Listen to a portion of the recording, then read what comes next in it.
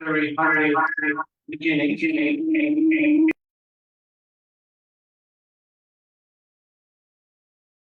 Beginnings. We did not start in a garage like Google and others, but something close to that. It was a 12 square meter bedroom. Our only assets at that time was a chair, a desk, and a laptop. And so the journey began, and today Rapid Asia has carried out projects in over 40 countries.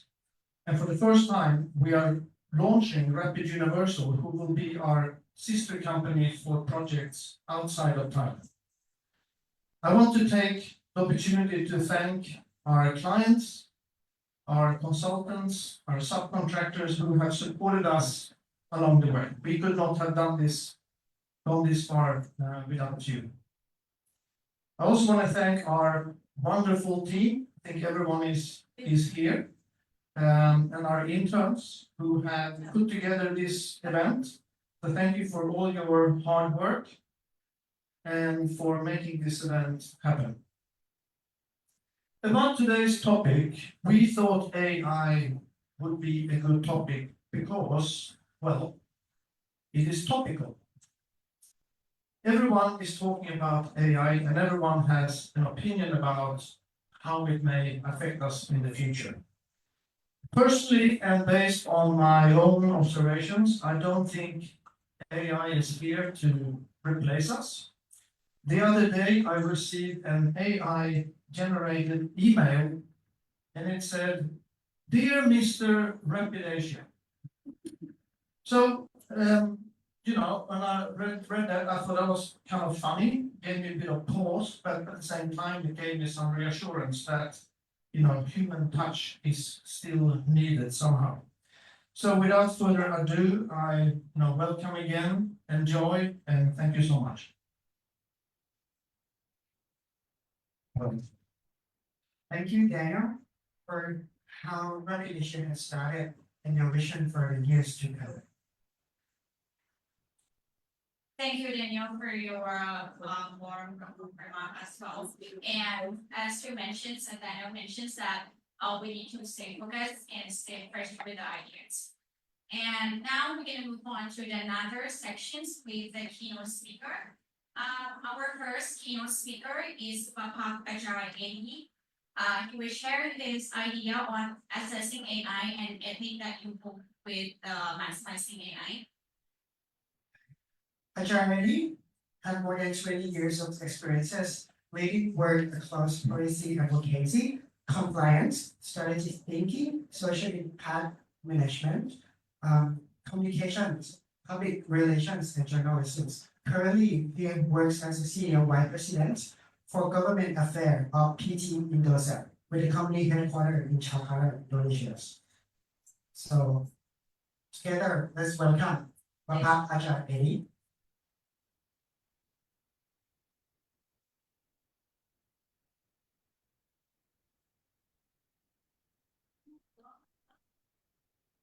Hello, good afternoon, everyone. I hope you can hear me clearly. First of all, I would like to thank for this opportunity to share about AI related to the topic that you shared to me, to share to us this afternoon. So I would like to share a screen just to give us more, what they call it, little bit of guidance about AI within the Indonesia law. So this is my avatar.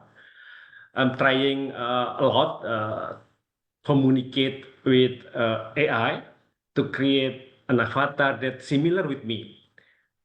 So prompting or communicating with AI, I think it is quite become a critical part for us, for students, for everyone, while have an opportunity within the AI. Prompting, talking to AI, if you talk in detail, providing more context, more clear guidance, maybe you will get more result that's similar with your expectations.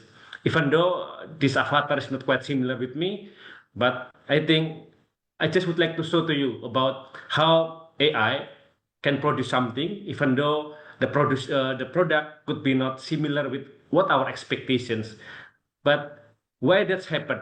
That's another question that maybe we can discuss after this. Before moving forward, I would like to share a little bit about Indonesia.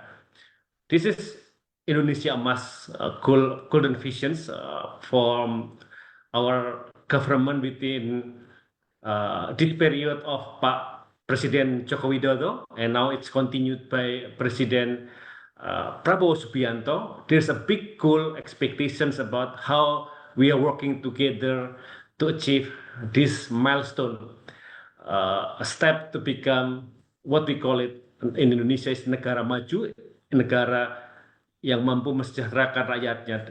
So the country that can provide prosperity to the all peoples. And talking about that, President Prabowo has an ambition. We call it Astasita. It is consists of 8 big goals, and one of them is about challenge. I just would like to share to you how our new government seeing about AI challenges. They talk about how the government need to prepare on talent readiness, how the technology can accelerate another big goal, 8% of economic growth. So there are several goals, but it is also a challenge.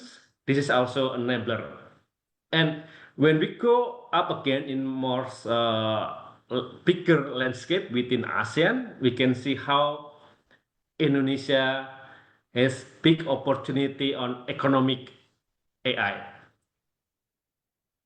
366 billion USD economic opportunity. If we can harness this opportunity, of course, having 8% economic growth or paving a solid way to the Indonesia Emas 2045, it would be achievable. AI become a big tools for us, big enabler for everyone. Some of people say that we are in the similar stages, same starting point, because this is another economic enablers. I just would like to share to you how this AI become magic, including for me. I don't have any technical education background, but with this AI, with this large language model, now I can communicate with AI, making AI part of my tools, making AI become my, let's say, another brain co-pilot that can help me to doing everything to make my job getting easier, accelerate everything that I think some administrative tasks that now I can give to AI. And sometimes people also forgot that not everything being produced by AI is correct. So another thing that I would like to say about first how we are communicating with AI, but another thing, please answer that because this is a tools. There's some of product generation that's not maybe not correct, that we as a human need to answer that to justify whether it is correct or not, and answer what we need with this product. Another critical about AI, we are talking in Indonesia context about, of course, talking about the infrastructure itself. So before going there, I just would like to give you a short landscape of economic or potential digital economic in Indonesia. This is our archipelago. There are maybe 5 or 6 big islands. Those numbers represent a potential of what we call it populations, as well as trajectory or projection for GDP growth. Mostly it is central in Java, but with the latest development, we think there is a new opportunity for the second or third cities in Indonesia. This is also at the glance that I would like to show to you how Indonesia digital economy predictions. This is not yet issued. I mean, when this report issued, we are not in the AI hype. So can you imagine if we can utilize this AI technology, the accelerations of digital economy, I think will be exponential. There are several potentials on digital economy, from e-commerce, digital media, mobility, until as well as for online travel. So I just mentioned to you about the second and third three cities. This is what we think another trajectory for Indonesia to achieve 8% economic growth and paving the way for digital economic.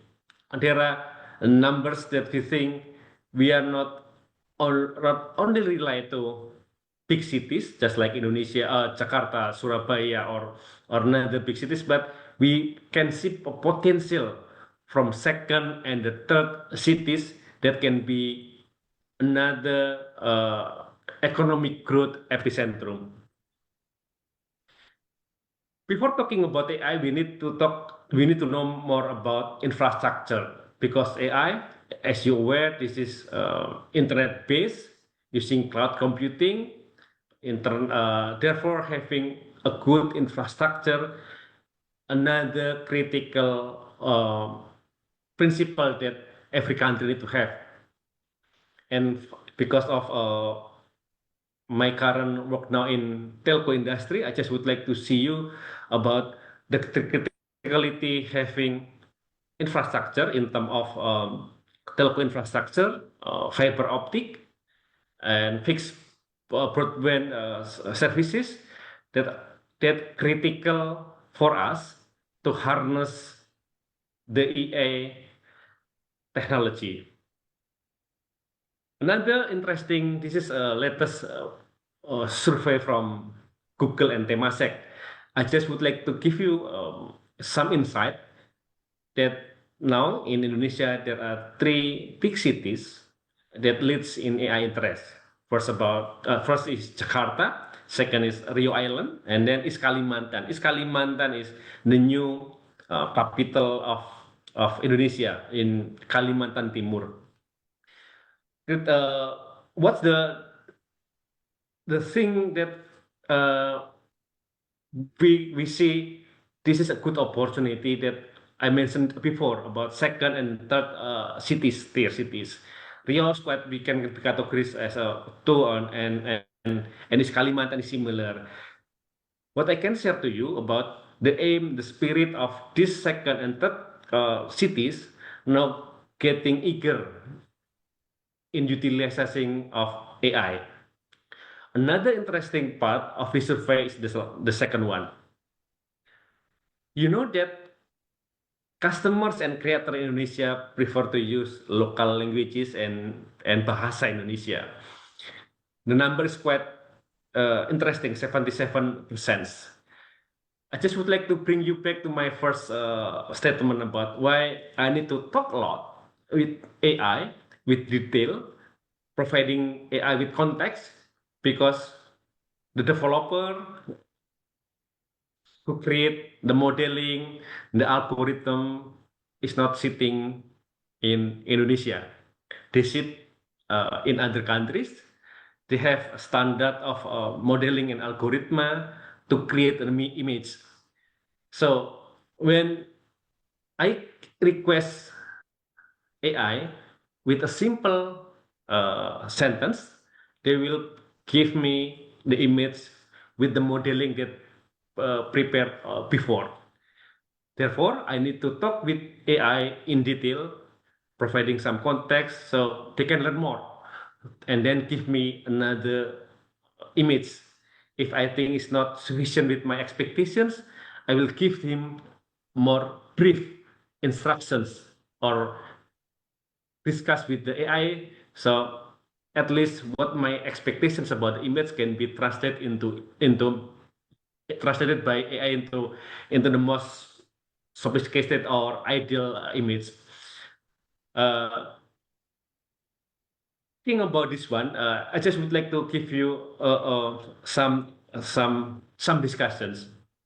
AI, we see economic opportunity. Maybe it can generate 12 times of GDP in a country. So it is refer to potential economic growth. That means if, let's say, big companies or telco companies or companies, even country that have the ownership of this kind of technology, they can have big economic gain opportunity. But we need to remember the technology of AI, all the big persons, I mean the one who created, always say that AI aim is to democratizing technology so people can get more benefit. Therefore, the question is, how about the country, just like Indonesia, that do not have capability, or maybe there's a gap between North or Global South, USA, China, and Southeast Asia. What we need to do about it? So this is my I think the best thing that me as a one of person that looking and learning about AI policy, I think AI sovereignty could be an answer. If last month there was a Paris AI summit, but we knew several countries reluctant to sign the summit, the Paris AI agreement. It means that there is some, maybe there are some their interests that not be addressed, but for us, for Southeast Asia or for Indonesia, I think for Indonesia we need to maintain or control over our AI ecosystem. If we have the infrastructure of data center with AI capability in Indonesia, we have a lot of data that we can model, having or producing AI solutions, AI applications that preserve the rich of Indonesia cultures and languages, and therefore they can create an application or a platform that it is suitable with Indonesia culture, Indonesia ethics, Indonesia context. That's a response about your question, how as a country should think about this kind of geopolitical tensions of related to AI technology. Having your own sovereignty, but it's mean you can request all AI players to invest to your country. Let's say to invest to Indonesia, having put investment to build a data center with AI capability, and they can manage the data within Indonesia. And then there's some, let's say, obligations. They need to use local developer, working together with them to create some applications, solutions with AI that align and with local context. I believe this kind of preserve of rich culture and language will help us to create our strategic resilience, and then with this kind of resilience we can use as an enabler for economic growth. Actually, these ideas I heard from Jensen Huang, CEO and founder of NVIDIA. In November, come to Jakarta, join with our company Indosat. We launched Sahabat AI, a large language model that trained by Indonesians using local languages and bahasa. The interesting part about this event, Jensen mentioned about his commitment to collaborate with Indosat, because he would like to see Indonesia become one of the AI pioneer in the global global AI quote unquote race. And he mentions about with this kind of infrastructure data center with AI capability or GPU in Indonesia, so Indonesia can create a lot of AI applications that align with Indonesian cultures, can harness variety of Indonesia data, and then with this kind of AI, you can accelerate your innovations. It can initiate efficiency, and you can use as a tools for everyone to get benefit of AI. And then by the end of that, it can support you for the economic growth. So that's a big picture about having AI technology related to geopolitics. But another aspect that also critical is how we need to prepare the talent itself.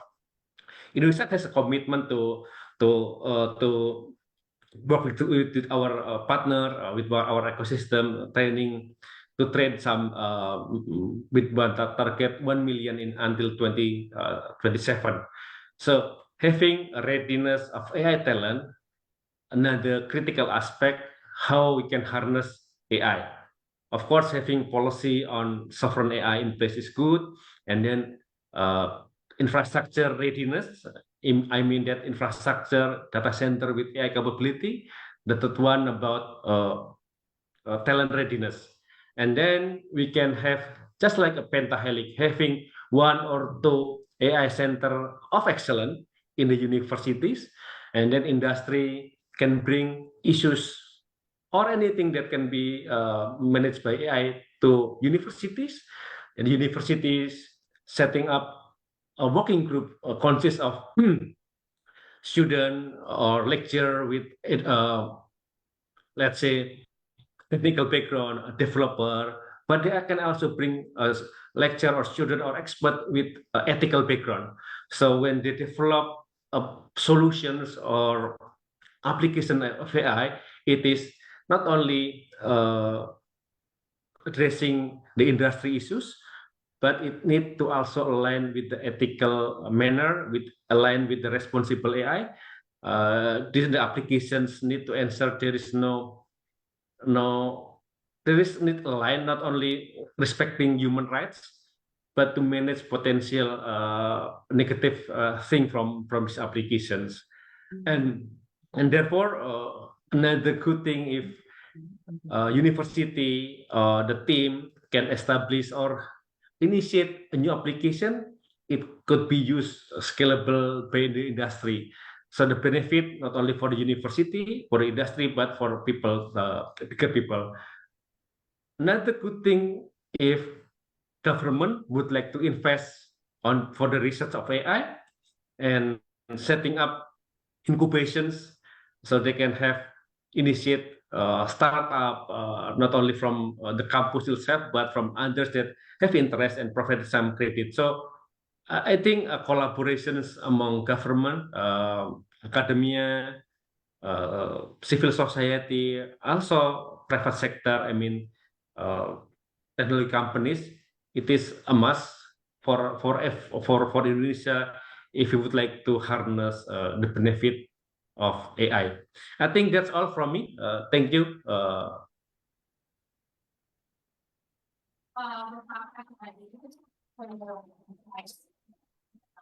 Yeah, thank you very much. Another speaker is a passionate leader dedicated to transforming manufacturing in Southeast Asia through the digital innovations and learn practice.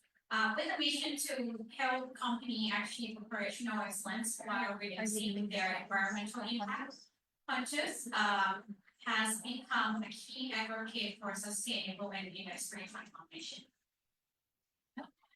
So today, here's with us to share his invaluable insight on leveraging technology and strategic innovations to drive meaningful change for both businesses and the planet. Please join me in welcome Pontus Rosengren.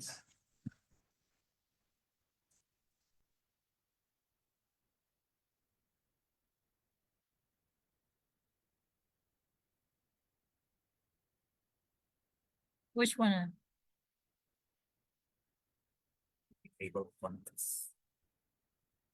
Test I think she's test.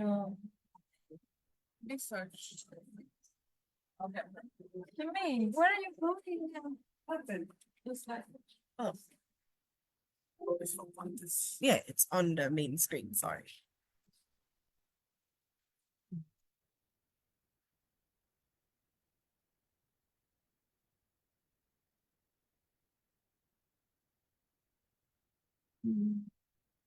Hello, everyone.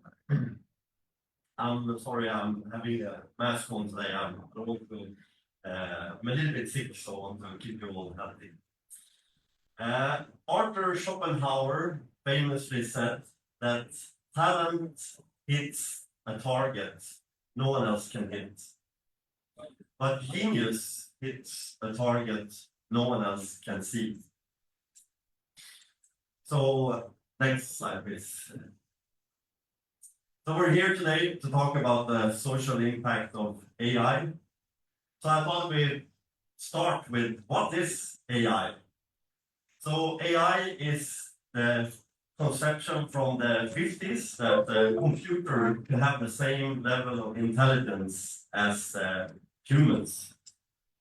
Oh, thank you. AI is divided into some different levels. So some has been around for quite some while. So you have specific AI. So whenever you're going out online and searching for something, they make sure that we're getting the best search results that we're looking for. Whenever we're traveling somewhere, AI helps us to get to our destination in the fastest and safest way possible. And in my field, in manufacturing, AI helps us to predict when machines will fail by getting feelings from the factory floor. So feelings from the machine about what is their temperature, what is the vibrations, how long has it been running, so that we can fix the problems before they actually happen.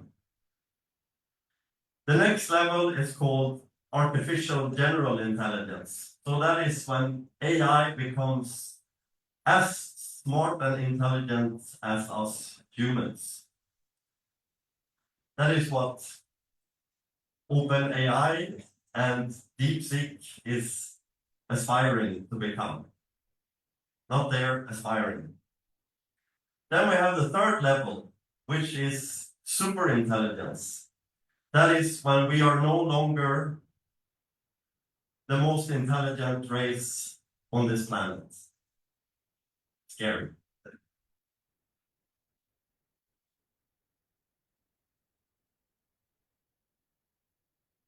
So AI for social innovation. So it's a double-edged sword. It's a lot of positivities, but also a lot of scary things. So some of the things that scare me is about ethics. We already see that AI can create deep fakes, and you can use it for scam calls or for making people give up money when they shouldn't give up money.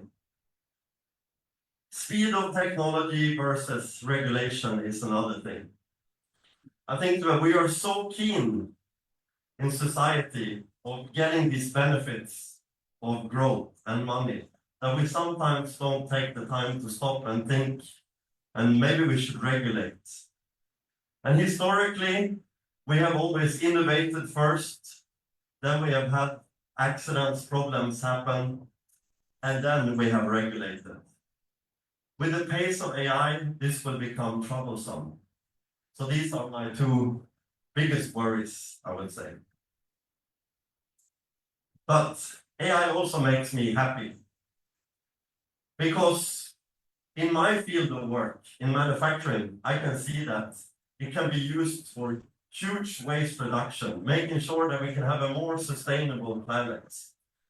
That we can use not just reduce waste in terms of what we're throwing away, but also in terms of how we're working. That we're working on value-added activities and not doing wasteful activities while working. Another thing that makes me really happy is medical advancements. So meaning that we can solve diseases around the world and make sure that medication will be available for all in all nations, not just the rich. So my belief is that if AI is going to be successful for all humanity, then let's hope that AI will be the genius and hit the target that we cannot see today. Thank you so much.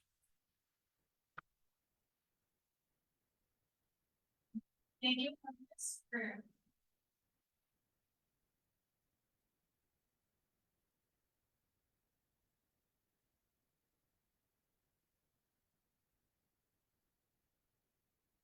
Now, we will move on to the Q&A sessions.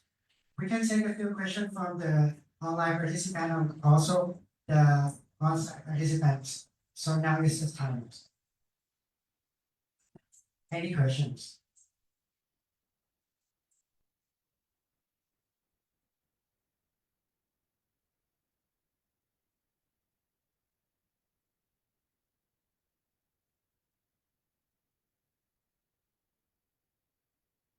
Hello.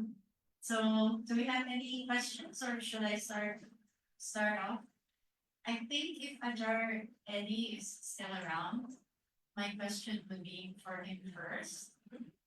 However, we can also send it to him and he can respond later. And today we are quite lucky because Pontus, who even if he's ill, he still came and supported the event. So my question would be, you mentioned that there are some scary and happy things.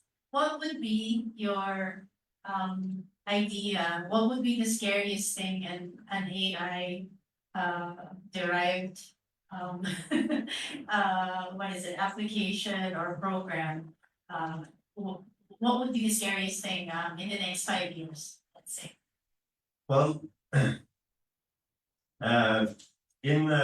there's a Swedish professor called Max Tegmark. He wrote a book called Life 3.0. In the beginning of this book, he's talking about Omega.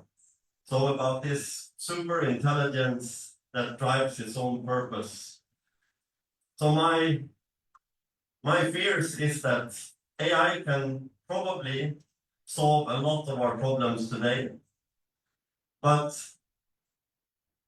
my fears is that the task that we get it to solve. So instead of asking how can we get financial growth, maybe we should be asking how can we get financial growth that can benefit all. So I think it's more about the prompting that Ajar was talking about will be very important. So how do we ask AI questions and what do we want solved? So yes, but I believe that we will learn along this way also. So I'm not totally negative, even though I was scaring you with it.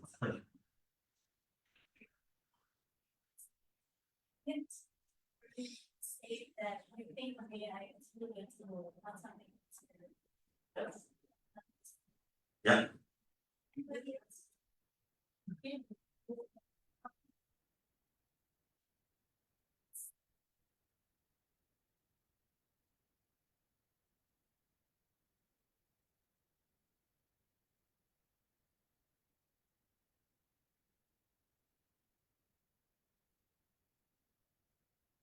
Yes, totally okay.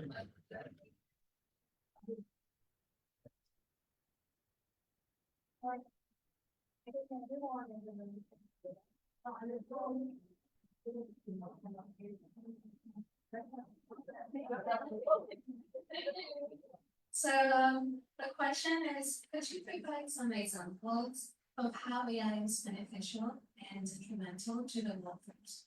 So like this word. So could you provide some examples of how AI is beneficial and detrimental and harmful to the workforce? I guess I hear from the manufacturer. So I just want to look at the insights from your point. Okay. Thank you.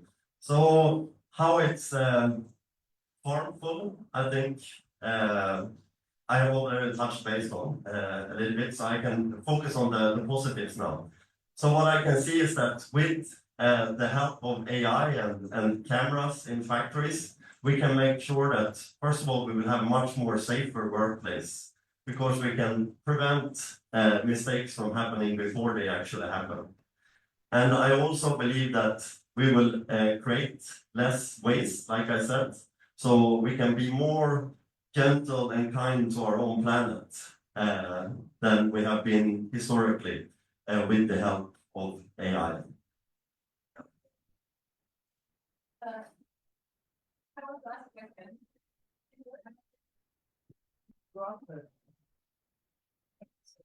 Hello. Hello. I have a question for Ajar. You mentioned before that your background is not from the IT or technology. I think your background is more philosophy. So I want to ask about how you started to, learn or interest in the AI, in the technology, and then you become, working for Microsoft, and now with the Indosat, one of the technology company that communication the biggest in Indonesia. So I just want to know your background, and then did you find something interesting? So that's why you now in what you are now. Thank you. If I can ask, I think to both the speaker, I mean, the issue of who is controlling this AI. I mean, it seems very nice what you say all, but what we are seeing in the United States these days is quite worrisome, and we are seeing the working together of conglomerates and technocrats and very rich people that go above politics, and they are not concerned about ethics, they are not concerned about the well-being of humankind, and even if they claim that, they may be concerned of efficiency in their own view of what it is. So the question is, who controls the technology? Because can we trust the few people that have access to this technology? And whether this is politicians, authoritarian leaders, Indonesia as well as Thailand, as well as the United States, or technocrats, then I would be very worried, much more worried than what you are saying today. The second question is on the workplace. We know that it's reducing the number of workers, and there are concerns about unemployment. So that may be good for the owners of the company, not necessarily for the workers. So can you please expand on this? Not to be too negative, yeah?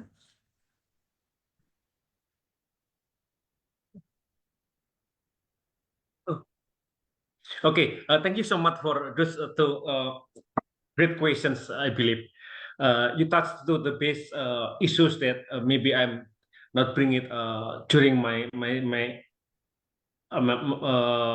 previous presentations. First, about technology. I think technology is neutral, so it could be tools, it could be a weapon. It is based on the intentions of the one who hold the technology. Therefore, the criticality about having the right policy or regulations within the country, it will, let's say, ensure that the technology or the AI is for good thing, AI for good. Therefore, now the trend, the AI, there's expectation, it is to address societal impact, also supporting for the scientific process to accelerate innovation using AI within those a lot of data within the scientists categories and everything. How AI can support to accelerate for the innovation. Let's say talking about during COVID, we think having AI, it can help the scientists to find the best cure or vaccine for them. So once again, it is neutral. The question is the one who can answer whether the AI could be used for good of course, it is back to your intentions. It is refer to the company principle, visions. If their vision is a good thing, of course, it will be used for a good things. But please also have attention. The algorithm, the starting point is from the scientific, the developer or the engineering itself. They need to figure out the best data, the best intention, why we need to have this algorithm. What's the intention? If from the starting of the beginning, the intention is bad, of course, the product will be bad. Because now people are also using AI for ransomware, for cybersecurity. That's not the aspect of using AI for their personal interest or benefit. There are several survey or research that finding now cybersecurity issue or ransomware become just like corporate activities. They're using technology to get their personal benefit. But in other side, government, companies, also universities, they can use AI to prevent and then to accelerate for remediations. Talking about this kind of cybersecurity, I just would like to give you some friendly reminder about multi-factor identification is critical. Sometimes we are not eager to change your password, not using another fingerprint. That's a foundation of security that we need to use this kind of multi-factor authentications. If you would like to prevent your premises, your laptop, your in digital premises, please implement multi-factor authentications. That's become a basic of to prevent this potential ransomware attack or cybersecurity. Going back again about this kind of technology neutrality. Another aspect that maybe I forgot to share to you about AI, I think once again, it is enabler, economic enablers. It will depend on someone or countries who can maximize the opportunity. I just would like to give you some example about printing press. On that time, printing press invented by German, but during that era, only the Dutch that has the most, I think, if we are combined on that time, the Dutch is the one who has more printing press compared with other European country. They use printing press to create new business opportunity, new business ecosystem. They have a writer, publishers, ink industry, anything about it. And with this kind of ownership of technology, that's on the time would be categorized one of the superpower country. Another general purpose tools about AI is, if I would like to give you some example about USA. Computer initiate by Japan, and then USA is the one who can transform the computer become more scalable in terms of economy. On that time, USA requested all not only implement policy that schools, universities, health facilities using this computer, and parallelly they also initiate some incentive to create new opportunity, business opportunity for tech company. Therefore, you can imagine now the most biggest tech companies from USA, even though they're not initiate computer technology, but Japan, however, they can get economical benefit of computer. And another aspect that I would like to answer your question about talent. I think talking about talent, of course, this is foundations that countries or organizations need to have. They need to ensure that their talent have a commitment on growth mindset. I think having a commitment to learn, to enrich you, it will be the best approach if you compare with someone who do not learn about AI, about cybersecurity, about data science, about digital skills, compare with someone who learn about it. So we see that there are maybe job that could be covered by AI, mostly about routine activities. However, there will be several new job opportunities related with AI if we equip ourselves with knowledge, with learning journey about AI, about cybersecurity, data science, even about ethical AI, that I believe it will be needed by the industry in the future. So, having a commitment about growth mindset principle, we need to learn. It will shift us from the current positions to the at least follow the trend on AI.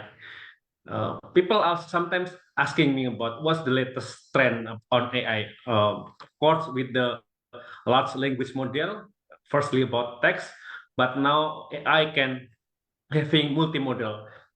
They have capability on video, audio, voice, or image, and now they have capability about memory. So I think if you would like to be part of this AI journey, please have commitment to always enrich your knowledge about related to digital skills, and then having collaboration program with other universities, with government organizations, how we collaborate together to provide learning journey, either it is soft skill or skill related with developer, anything. It is a solution for us how we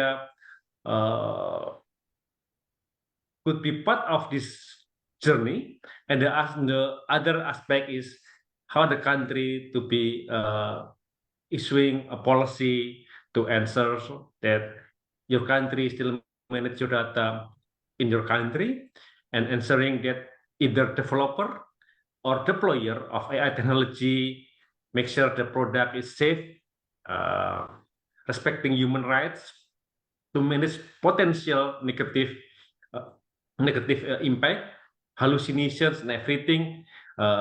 Country or government and academia need work together to ensure that those principles in place, the policy, and as well as providing programs to enrich capability or to provide talent readiness.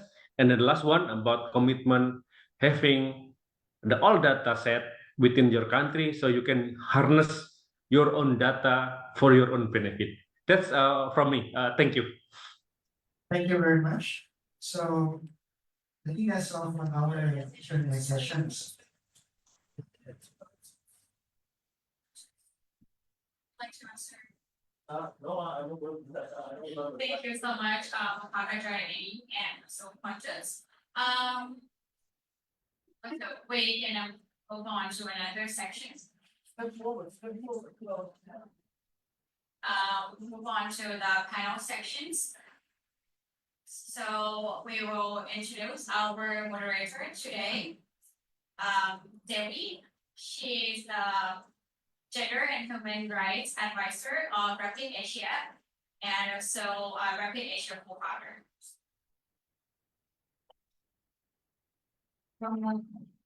Okay, thank you so much. So I'm happy we are here, but okay, you will introduce the panelists first.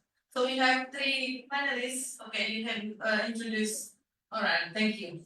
Okay, next, turning to our reputations, we have partner, friends from Plan International and WildAid. Yeah, for WildAid, today we have Metavee Chuangcharoendee or May.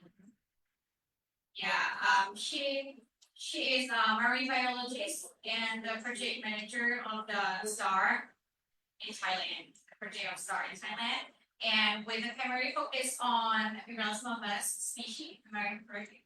Yes. May was involved in the various initiatives, including Ajar Edi project in collaboration with the Department of National Parks and the Ocean Health Impact Assessment during her time in the Department of Marine and Coastal Resources. She also passionate speak about conserving marine biodiversity and promoting sustainability use of our resources. We are looking forward to learn how AI is part of work. Just a poster. This is from Climate International. We have with us today Krisda. So currently Krisda serves as for the Young Health Programs, a global initiative in 12 countries, including Thailand. His work focuses on promoting health and well-being among youth from 10 to 24, addressing risk factors for non-communicable disease. His expertise spans child rights protections, youth development, and network strategies, contributing to the establishment of effective child protection mechanism through health, well-being, and gender equality initiatives. So please welcome Krisda.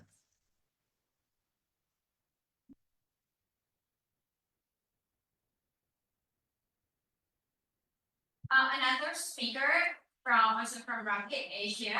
So he's dedicated Mediterranean and public health professional with a master's degree in global health from Chuangcharoendee University. Having live study and work across both global North and South, he has cultivated deep understanding of cross-cultural health dynamics and social research. His expertise span in mixed method analysis, public communications, and the intersections of health and social development. So, all right, let's begin the panel discussions. So, Dewi, please take it away. Okay, thank you again, Sun and Wan. So, okay, nice to meet you all here.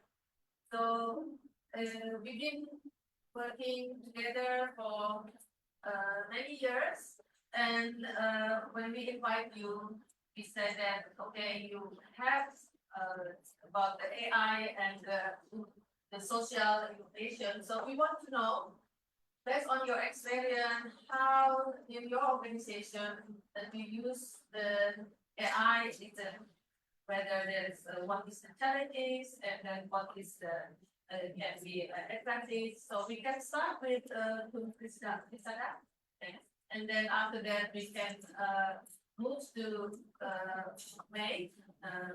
In the picture, you can see that we hold the big shark. So that they also mentioned about your expertise in the how to monitor about the population of extinct shark. And then after that, we can go to Sui about what have Asia use the AI for the our research. Okay, thank you. We can start with thank you. Okay. Oh yeah, 10 minutes. Yes. สวัสดีครับ Hello everyone. My name is Krisda Tuprung from Thailand International Thailand. It's a pleasure to be here.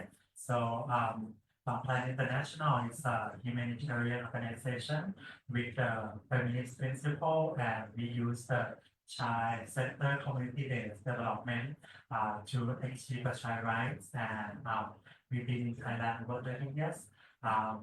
For my experience that we use AI or have seen AI in the humanitarian aspect, I would say that like AI has been in the humanitarian world for a while, especially in the health and well-being of young people, especially in the innovation that closing the gap between people who need and the provider to live together. For example, young people that need to consult with many like mental health issue, they may not want to access to the public health by themselves, but they can use the chatbot, which is the bot that can answering the questions and like consult and also pre-screen whether this children has like very bad mental health problem and really needs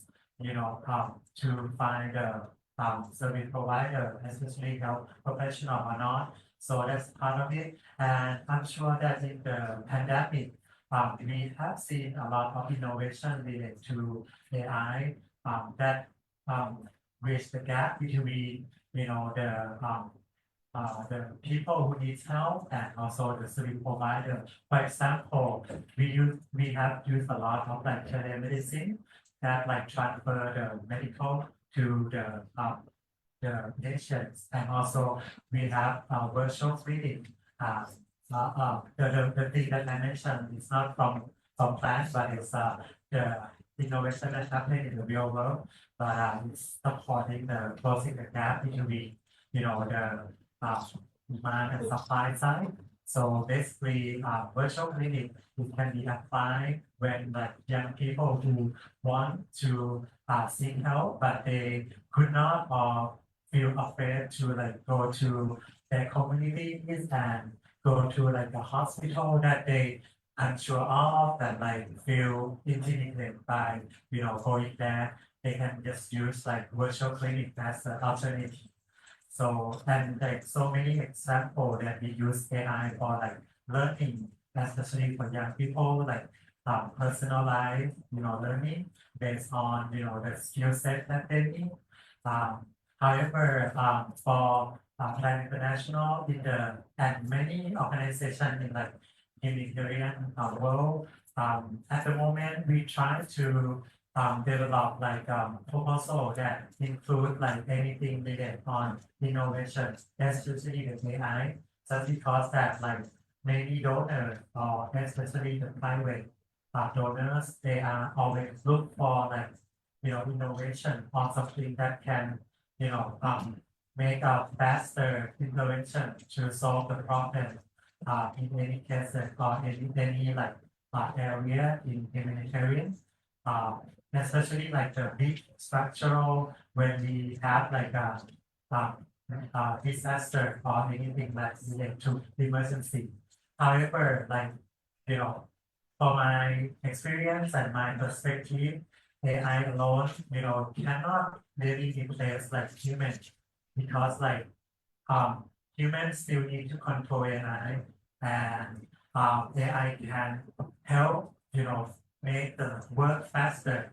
However, the person human touch still needed as you mentioned, right? Like when you in the crisis situation, humans are the one who helping not each other, not AI. AI can help bridge the gap or like finding where is the people who need help. Yeah, and so right now the another side of AI that we discuss a lot is the technical issue. Like there's a lot of case study from the previous organization, government, or even private company that using the AI and then fail. For example, like one corporate in like the big tech company that like use AI for hiring people, and then because it's the technological world, it's mostly the male dominant, and that's why like based on the data that they have, like the AI just like bias on the gender and became that select more of the male candidate instead of like provide equal opportunity, something like that. And like some government that use like facial recognition technology, and then it's fail to lead to like arrest, the wrong person, something like that, which is really like critical. So that's why I think that ethical in terms of the AI is like everyone have the responsibility to find out the accurate information. Whether you are like a organizer who develop those tools, you have to have like something that make sure that like the information is accurate, not biased, and has transparency in it. So I use AI sometimes like when my study or my like, research and mostly I found that they provide a sort of information, but the reference is mostly wrong. Like they mentioned like the website does not exist, something like that. So it depends on like the user as well. Whether you are intelligent user like myself, you use the information but you validate it or not.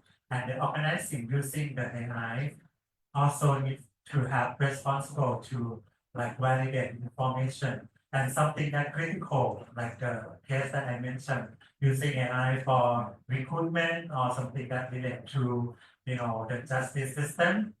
It should not be the AI making decision, but it should be assistant and the human should be the one who make the final decision based on the validation of the information.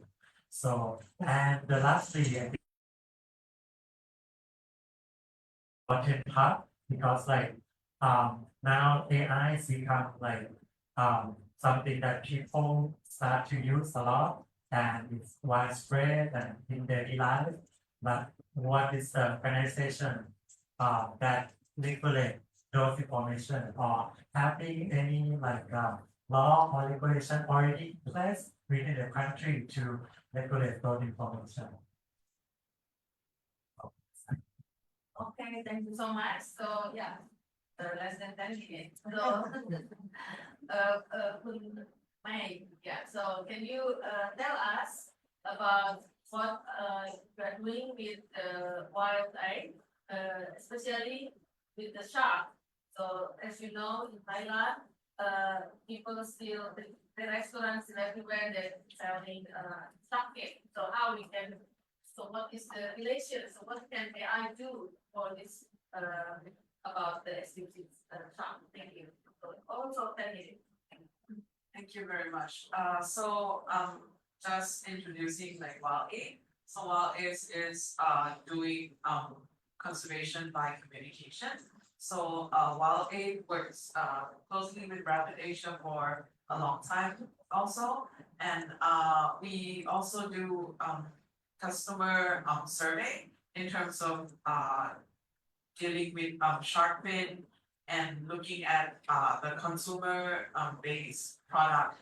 But my expertise is a little bit more on the conservation side. So I'm a marine biologist and I work on two projects. So one is on Maya Bay shark wash project, and the other one is the Stegosaurus tipinum augmentation and recovery project, which is a short, like a scientific name for lemon shark. In Maya Bay, we are monitoring shark population. So it's a black tip shark population that is coming back from after the Department of National Park decided to close down Maya Bay. So the sharks start to came back and then we go down to monitor the population. So how we do that is by using the help of AI. So we are putting down video camera to videotape the kind of stuff under the water, and we put down the video for an hour. So that video takes a long time to analyze. So that's why with the help of AI, we use this platform called WildAid for Shark.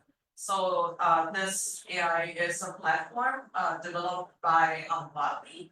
So that is another company entirely, and they use visual database to photo identify different shark species. So sharks has unique patterns like human fingernail, fingerprint. So each shark has a different patterns on sometimes on their gills, sometimes on their dorsal fin, which is the fin on the top when you see jaws like coming out of the water. So those patterns can be identified by AI to help identify that is it the same sharks. So after we identify different sharks in that area, we can now know that how many sharks is actually in the water right now. This is really difficult to go in the water and start counting sharks. So that's why we use the help of AI to identify this process.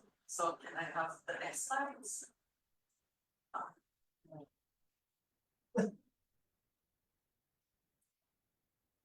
So we're. So the step is that we start by having the photograph in that video of the side, the sharks, and after that we submit the photos into the platform, and the platform will send out kind of the encounters to researchers that are responsible. So for example, I'm responsible for sharks in Thailand. So that's why the AI will start with the matching process. So it will start putting down spots on different area. So there are kind of key identifying areas for the AI that will help us match the spot. And after that, we have a match result that provide us with a range of selection of different sharks that are in the database. So sometimes the database can be really big. So in the beginning of my Shark Watch project, I actually did it manually. So I have kind of like a library of photos of different sharks and have shark 1, shark 2, shark 3. And after shark 50, shark 60, you start to get really difficult. So when you are having one photos, you have to go back and compare to 50 sharks. And then if you have 100 sharks, you have one photo and then you have to go back and compare to 100 sharks. So that's a little bit too hard. So next slide, please. So what the AI do is that they match the patterns and give you kind of like a confidence score of how much the spot is matching with the other photos in the database. And those help kind of identify if it's a shark that we've already seen before in the database.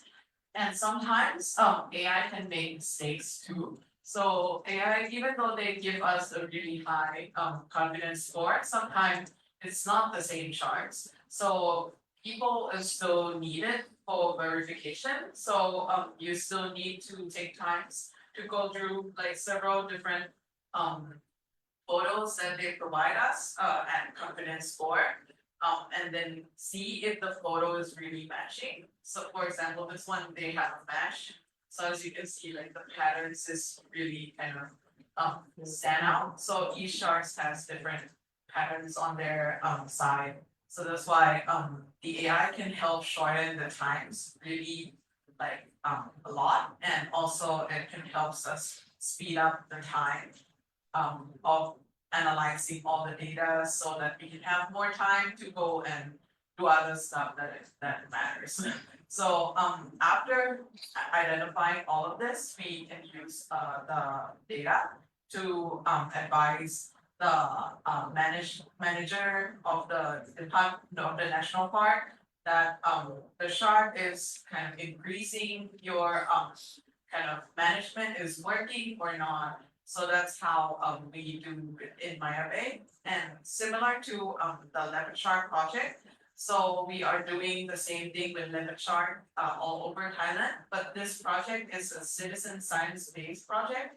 So this one we ask all the divers in Thailand to submit the photos to us, so that we can put it through the system so that we can have a database of like leopard shark population in Thailand, all around the dive sites, famous dive site in Thailand, so that at least we know if the population is declining over the time, or is it kind of, can you identify like more sharks, are the old shark is still there, and those information can help us to guide our modeling, which is we are working with another company as well, doing the modeling of the leopard shark population in Thailand and how the population is going to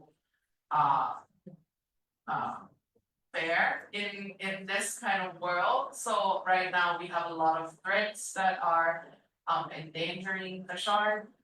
For example, overfishing, habitat exploitation, So that's why we'd like to know if the population is still doing well, and is there anything that we need to do more to be able to counter that impact.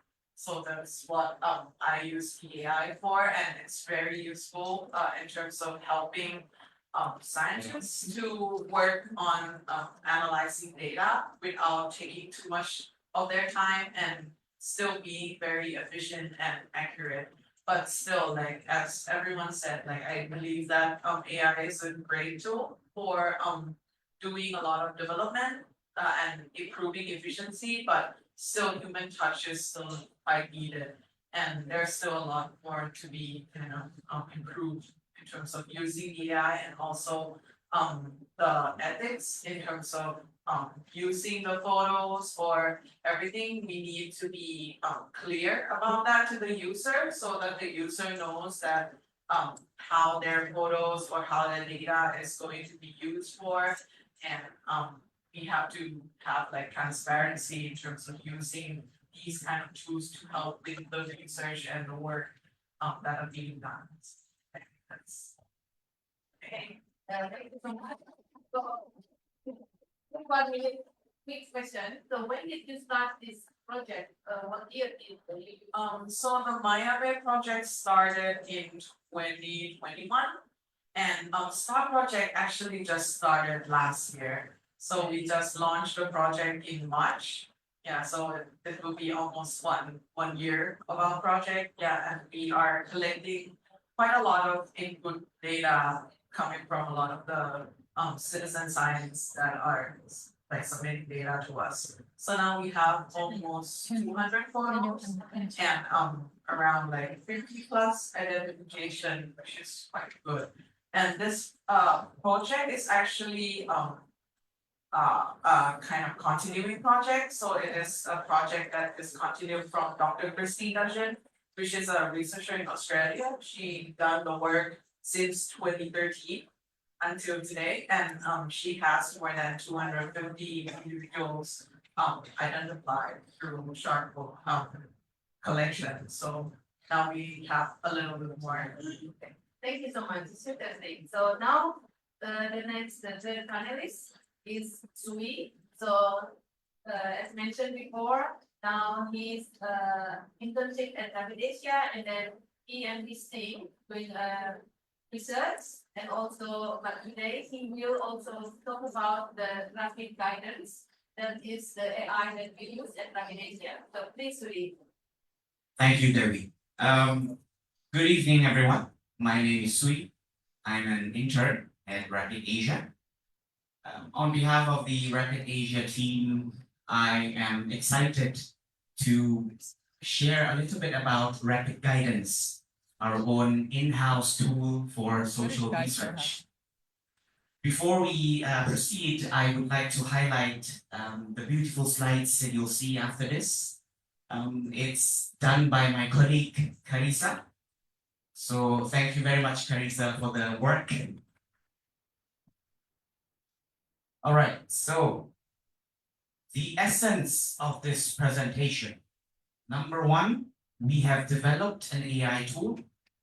Number two, we think that it can contribute to social research. Number three, we need more evidence to support our claim. Number four, we put it to the test. Number five, we have the results. And number six, we're here to share the results with you. So, introducing Rapid Guidance. Rapid Guidance is an AI-based tool originally developed by an intern who is now a professional AI developer. And the purpose of this tool was for thematic analysis, which basically means finding common patterns in qualitative data, such as interview scripts or summaries. We have trained this tool based on our past research, publications, and all of our 15 years of experience accumulated in this tool. Then it's further tested with inputs from social experts like Dewi, like Sam, like Dao. And recently myself, Eric and Candice had the chance to actually test it out again. So, how did we apply this tool? Well, first of all, we were interested about education in Southeast Asia. So we did a desk review, and we found out that although AI is being increasingly used for learning and teaching, educational inequalities in Southeast Asia still persist. So we wondered how AI will contribute to this inequality in this region. So we went out and collect primary data through 10 key informant interviews. We process that data into summaries, then we pass it on to rapid guidance to generate themes.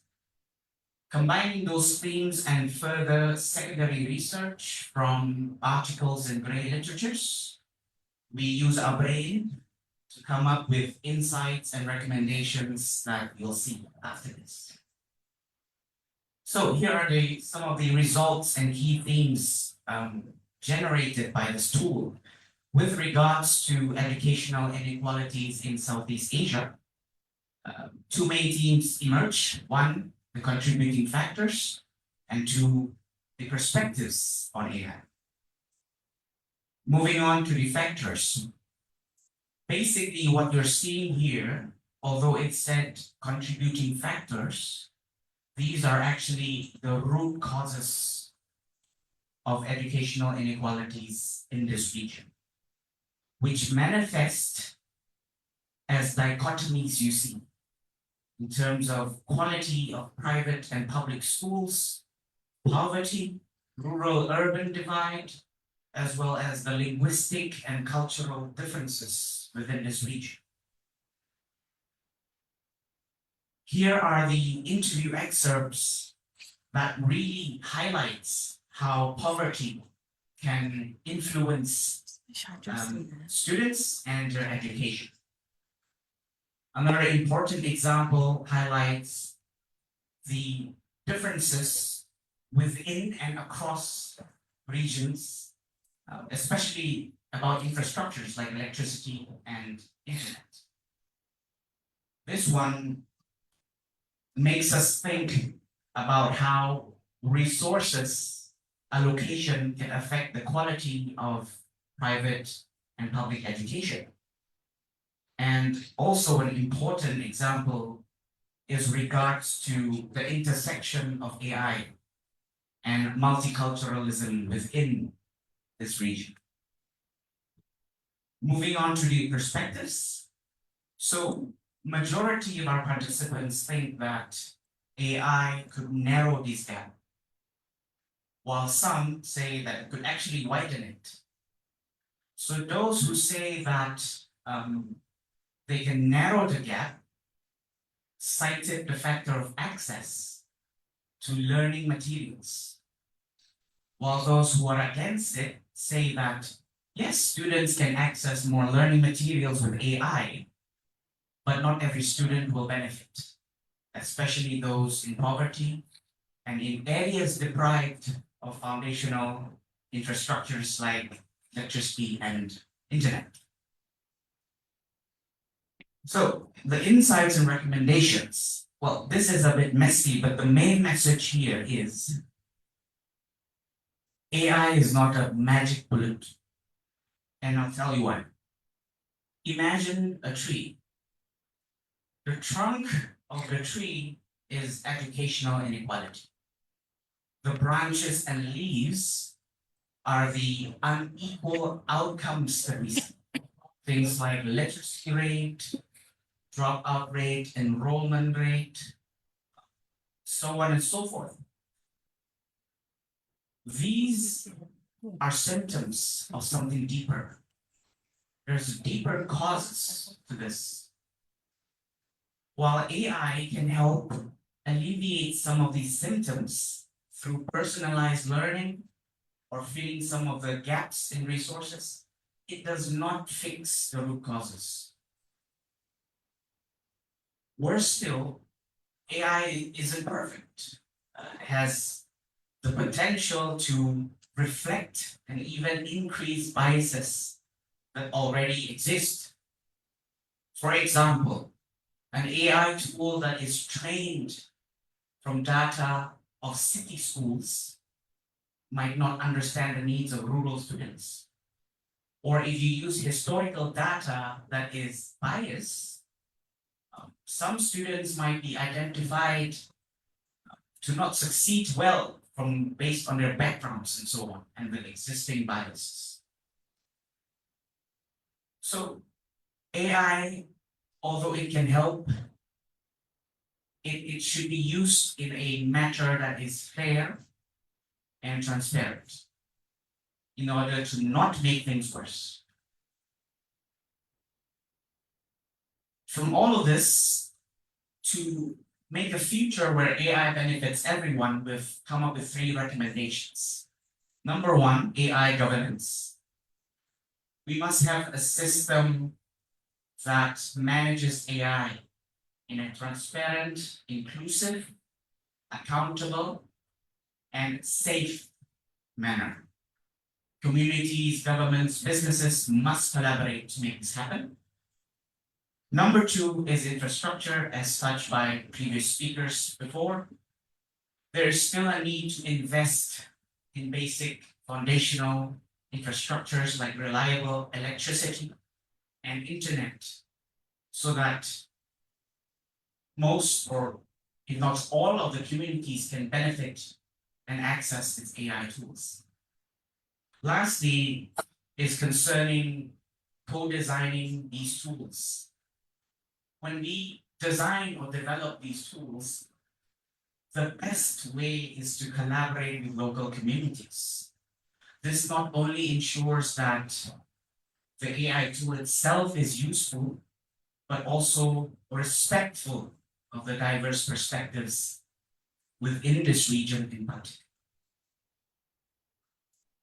So, how has this helped us in research, in particular with rapid guidance?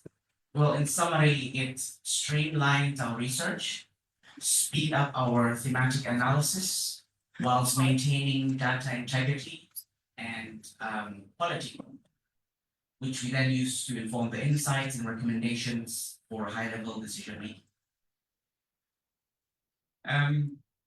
So,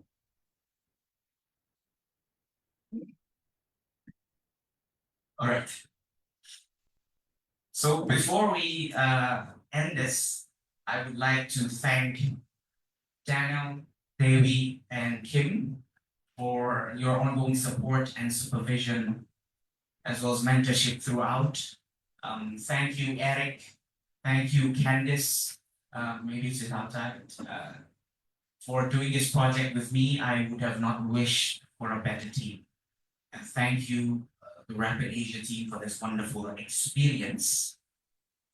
Also, thank you everyone for listening. I welcome any questions and discussions.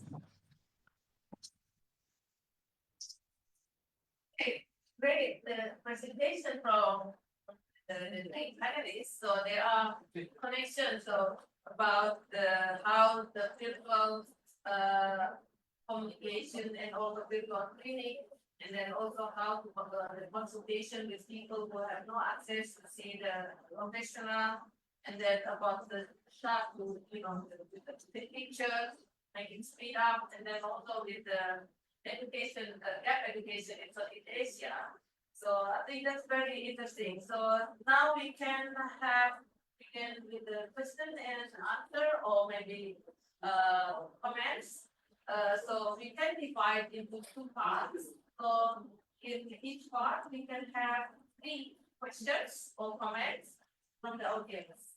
So for those to ask a question, and please introduce yourself, and then maybe the organization, and then whose the question is addressing. Okay, and then please be short and focus. Okay, so we can start. Let's start. And who would like to start first? the question? Anyone can be with about the stocks, about the well-being and mental health in the youth? Thailand, is it the project only in Thailand? Okay, and then also about the gap, you know, the education in Southeast Asia or about the rapid guidance, please, okay, Emily. And then we can, if there then we can start, or maybe someone else. Okay, start with Emily, thank you. Thank you, Dewi. Thank you to all the panelists. My name is Emily, so I'm an independent consultant. I do some work with Rapid Asia, mainly for Friday. I guess my question is for anyone who has an answer. I'm particularly interested in the point around AI governance. And I guess maybe that sort of area feels a little bit scary, particularly around the sort of control that, you know, huge tech companies have over AI at the moment. So I'm wondering if any of you are aware of any mechanisms or sort of good ways that AI is being governed at the moment, and particularly in the sort of social innovation space. Are there any good mechanisms that exist at the moment, or maybe some mechanisms that you'd like to see exist in the future that could help us in that AI governance space? All right, so for now, only one question. So we can start with Suis, then we can, and then May, and then Krisda. Please answer the question about the governance, AI governance. So, but what is the mechanism that's now exist, and then what mechanism that you think that's better for the future? Thank you. Thank you, Emily, for the question. I think it's very important. I can talk about the ASEAN context. So for ASEAN, there's the ASEAN Guide for AI Governance and Ethics. It's a framework that was released last year. It's on the process that guides countries within this region, but the countries themselves also have their own, but not all. So Malaysia, Singapore, Indonesia are really pioneering on this governance, which basically, involves ethics, the regulation, how do we mitigate harm and increase benefits? How do we make sure that it's, benefiting everyone, not just one group? That might include democratization, might include all sorts of initiatives. So here's I think it's an important point. Singapore is going ahead with its own national AI strategy framework. Malaysia has a department. Indonesia has the Stranas KA strategy national kecerdasan artificial, which is looking at this. But then you have countries like Cambodia, Myanmar, Laos, where there's nothing apart from the ASEAN Guide. You have countries like Brunei, who's trying to go for a smart nation with AI as an integral part of it. And then Timor-Leste is now post-conflict development, and infrastructurally it's a challenge. So AI governance exists, but it's not really in effect at the moment, I would say. And there's disparities and differences between the countries. And this is an area that's worth looking into as well. Hope that answers the question. You can answer the question.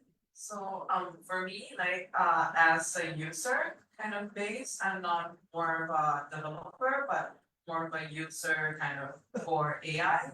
I believe there's transparency is key in terms of providing transparency on if the regulation needs to highlight this point in terms of the AI kind of provider has to be providing transparency in terms of how the data is going to be collected, how it's going to be used, what is the ethics, and are they following like some of the protocols that is needed for the AI.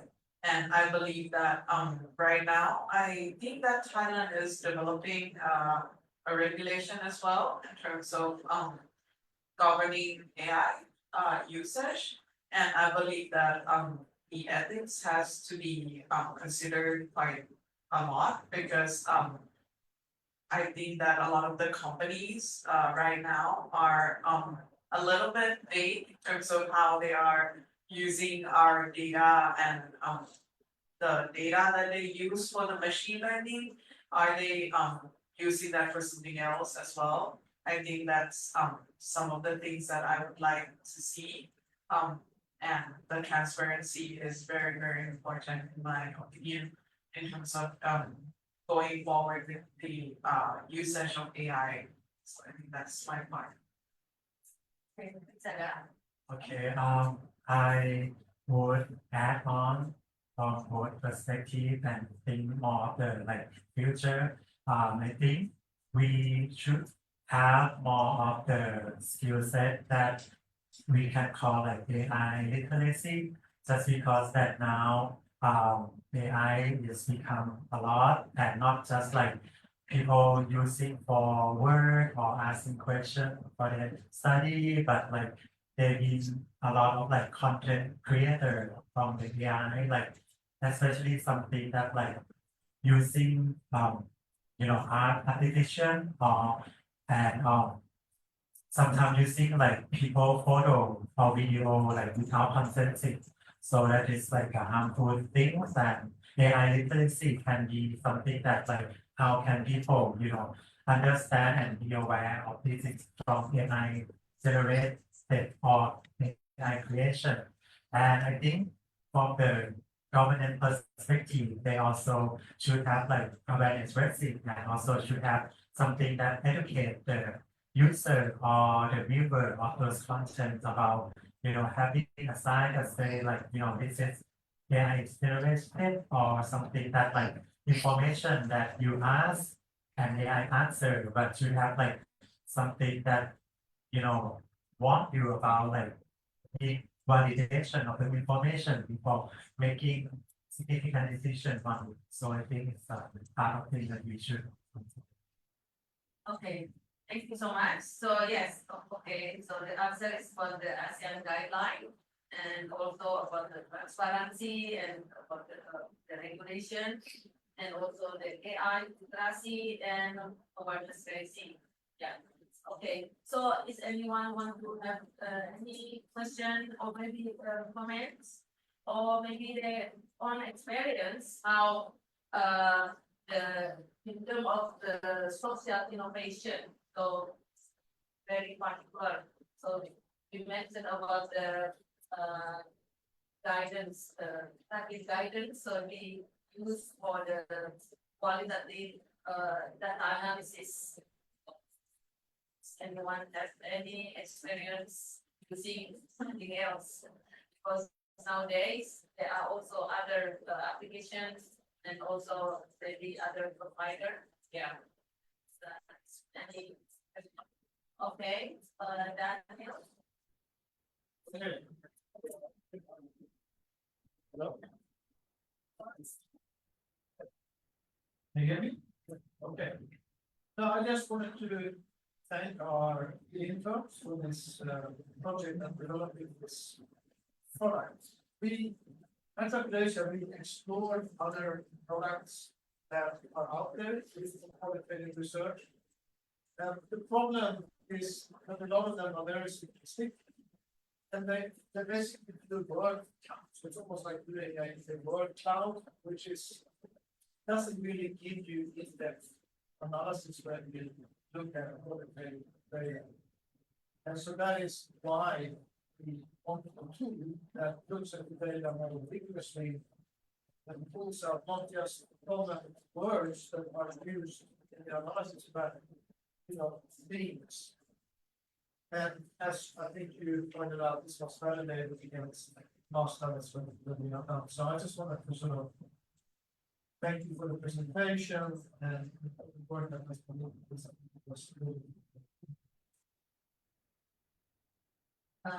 Okay, that's some comment. So Pontus, you have this technical background of the AI. Is it any that you want to comment of the what the AI can use in the social innovation.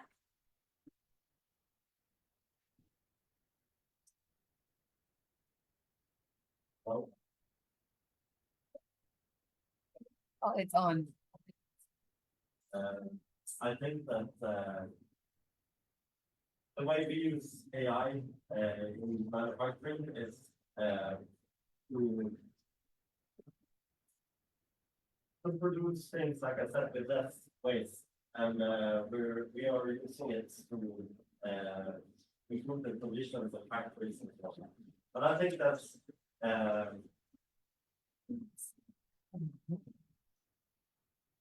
I hope that AI will also help us to when it comes to research and development, or maybe new tools that can help our life to become better. So that means that by using it for research and development, we can create new tools for humanity, and therefore need more workers to do that. So, in terms of technical live streaming. yeah, I don't know. I don't think I'm okay. Thank you.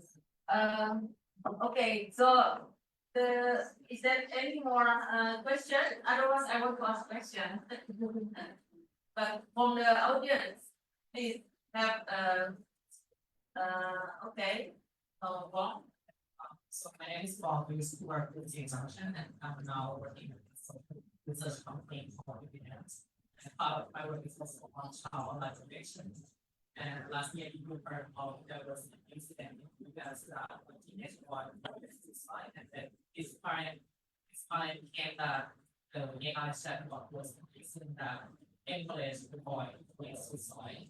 So this related to what is mentioned about use of XML, like the role of AI in XML. So this brought me to the question, like, should we influence and Google use of AI to more students who might not have like digital literacy as like older students?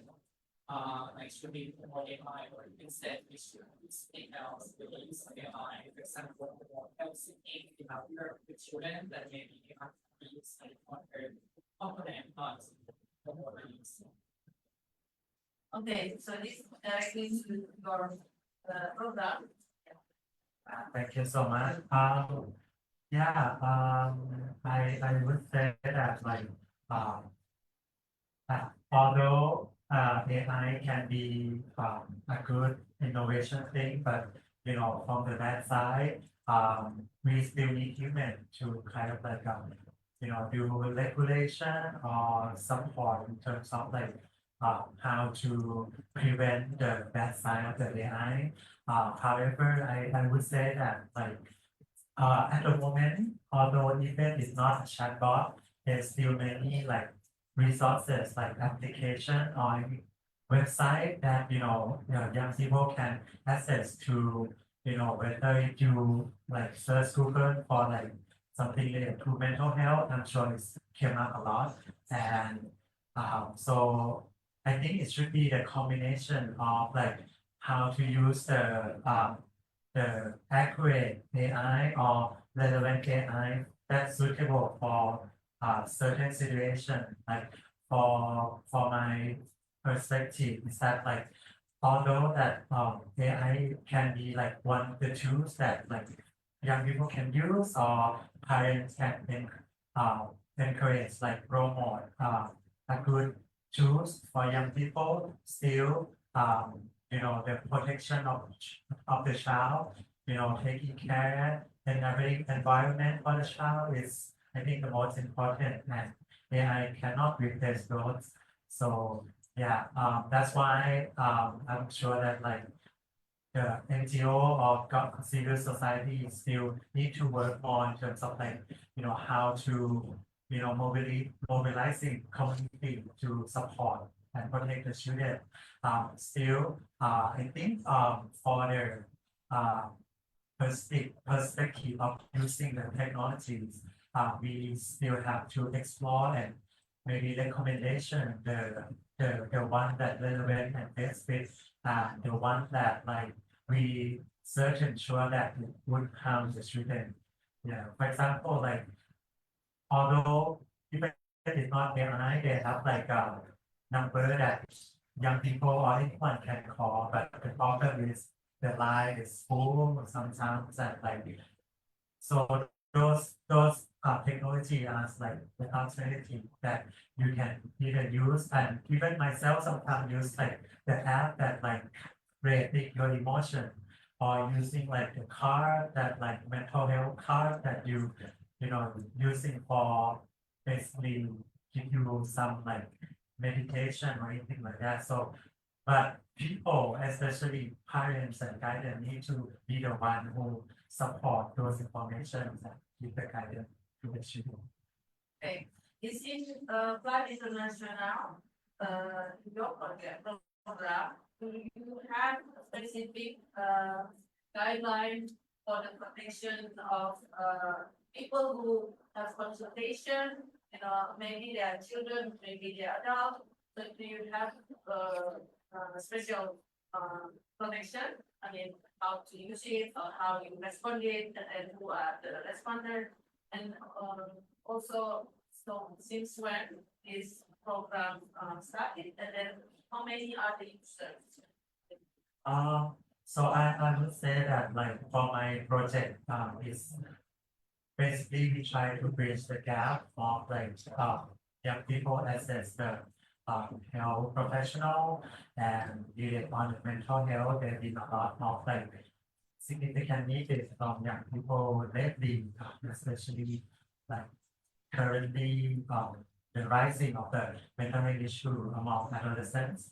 So what we try to do is like bridging the gap of like government services, as I mentioned, the 46 number that the people can call, and sometimes like line support, any other alternatives, like we try to foster the services. For example, young people would prefer going to like school infirmary group or consult with teacher who are like a health teacher, rather than like go to the actual clinic or hospital. So they feel like uncertain, or sometimes they need to have parents take them for, and sometimes they don't want to tell the parents about their health problem. So we try to bridge the gap, like how can like the school infirmary group can have like consulting and have like a pre-screen about like how serious of the mental health issue that young people has, and have the link on the referral to link from the send those in need to the available services in the community. Whether if like the small public health center, do they have like available service, or they need to go to like a big hospital that private only. If it's that case, then it means that like the service provider is not enough and it's not available for every places. So how can it increase it in the every area in the like sub-district, so the young people can access to those service. So yeah, this is something that we try to advocate. Thank you so much. So we still have more time. There is still burning question. That of the second part. So does anyone have a question? Okay. Otherwise, we can wrap up here. And it was interesting conversation, but we can continue our conversation while we can enjoy the snacks outside. And then also before that, I want to thank you for you all, and also for the keynote speaker, Pontus, and also for Junction for share the space here. So then all the participants, audience. So we happy then we can celebrate together for 15 years of Asia, or if you see that the South. So okay, so thank you so much. So I close this panel and then we can continue.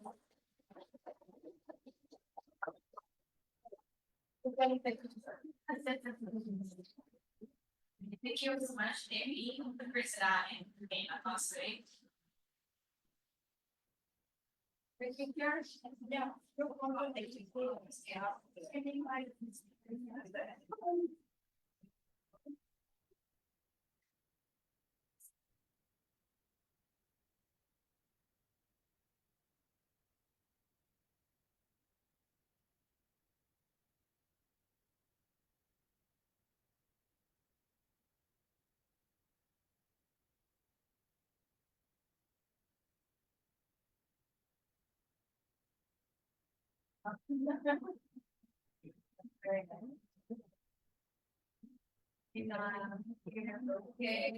you very much. So, okay, so we have learned a lot from our speaker panel discussions today. So I'm also very happy to be here with our recognition supporters.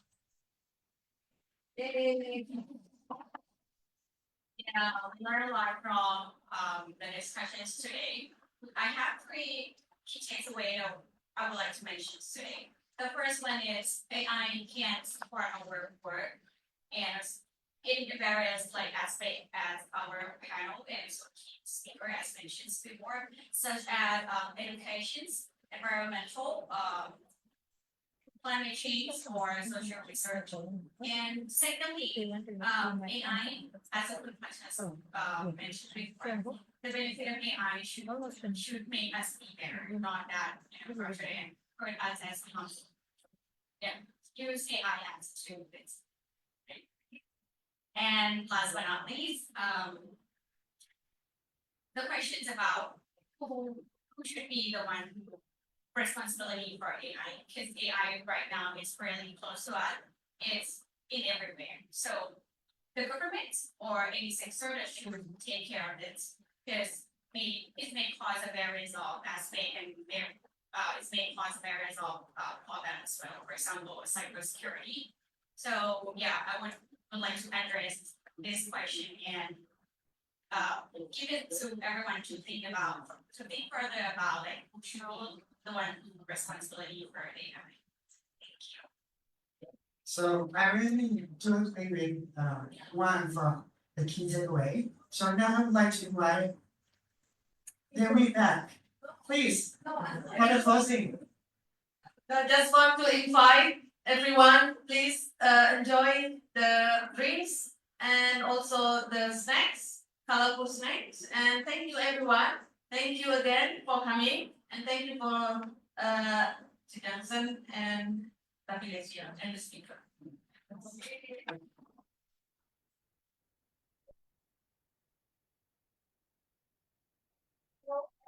So I'm just looking there inside my background and say, let's take a group photo. Okay. Photo.